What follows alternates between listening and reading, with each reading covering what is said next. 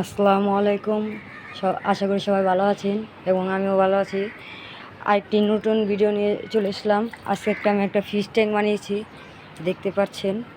কতক্ষণ আগেই বানিয়েছি এটা নিয়ে। আর কালকে এটার ভিতরে অনেক ফ্রাই ছাড়বো। কালকের ভিডিওর জন্য সবাই অপেক্ষা থাকবেন। কালকে অনেক সুন্দর একটা ভিডিও নিয়ে আসবো।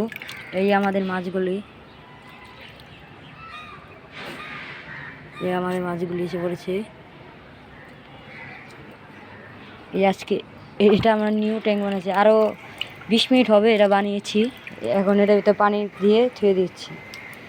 আর এটার ভিতরে আমরা এক জোড়া শিম ছেড়েছি, দেখাচ্ছি।